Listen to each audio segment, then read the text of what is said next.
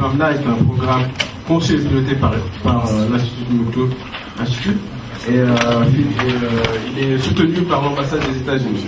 Alors ce programme-là s'inscrit dans ce qu'on appelle l'Action Tank, parce que nous on est d'abord un think tank, on réfléchit on réfléchit en faisant des rapports, en aussi analysant des concepts de la radicalisation. Et l'Action Tank, ça se voit bien dans le titre, parce que pour les anglophones, quand on dit Educating for Peace, Educating, on est en train de faire, on est en mouvement. Et c'est dans ce concept-là qu'on a réfléchi pour ce programme. Alors, Educating for Peace, c'est un logo. Le logo représente la colombe qui est rassembleur pour être le plus inclusif possible et rentrer dans un dialogue inclusif avec différents acteurs. Educating for Peace est un programme qui s'étend dans les campus universitaires. On ira à l'UCAD, on ira à l'UGB pour discuter avec les étudiants, il y aura aussi des chefs religieux, il y aura aussi les mamans, les femmes qui seront là. C'est aussi dans les collèges et lycées, comme je l'ai dit, on a été à Thiès, on ira à Kaolack aussi pour travailler avec des jeunes. Et c'est aussi dans les villes religieuses. Comme vous le savez, les chefs religieux ont un rôle important à jouer dans la prévention, dans la sensibilisation contre l'extrémisme violent. Les objectifs d'Educating for Peace, comme l'a dit tout à l'heure M. Samb, sont au nombre de 3. Pour les résumer, c'est d'abord promouvoir la paix et le respect de nos différences, ensuite éduquer au dialogue par le savoir et la culture, et encourager les synergies pour bâtir la paix. Et pour ça, on a réfléchi à plusieurs nombres d'acteurs par rapport à la société sénégalaise.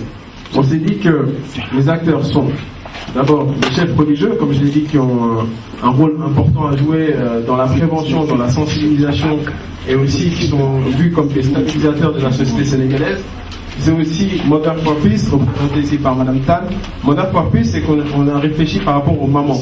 C'est-à-dire que pour prévenir l'extrémisme violent, pour éduquer aussi les enfants chez eux, on pense que c'est pas simplement les femmes, mais il faut prendre la dimension genre à travers les mamans.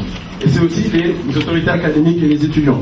Parce qu'il faut savoir, à chaque fois qu'on va dans un lycée, qu'on va dans une université,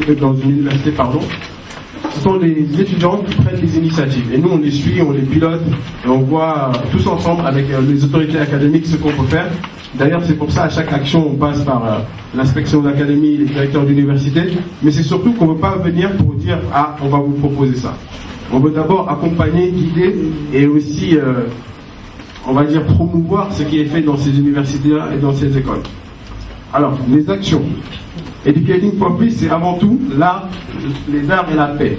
Comme vous allez le voir tout à l'heure, il y a eu des poèmes pour la paix, il y a eu des chansons pour la paix et des pièces de théâtre avec comme thématique la paix.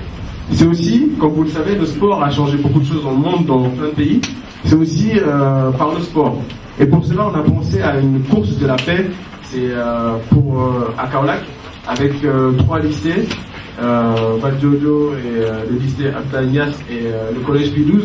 C'est-à-dire ces 3 écoles qu'on voyait, il y a une école qui est plutôt laïque, une école plutôt arabo-musulmane et une école chrétienne, pour les rassembler, pour avoir un message, et ils vont marcher pour la paix.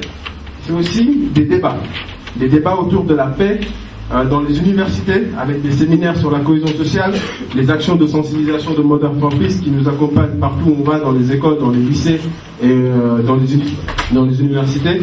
Educating for Peace, c'est aussi dans les collèges et dans les lycées avec beaucoup d'initiatives. Et comme aujourd'hui il y a beaucoup de presse, c'est aussi de voir comment la presse peut jouer un rôle dans l'éducation à la paix, à travers déjà l'information, comment donner une bonne information, à travers aussi la compréhension de ces concepts-là, à travers aussi la diffusion, c'est-à-dire toujours ça rentre dans la bonne information, mais c'est comment diffuser une bonne information pour que le message de paix soit bien accueilli dans les populations. Et c'est aussi ce qu'on va voir tout à l'heure par la création d'une page Facebook et YouTube Channel.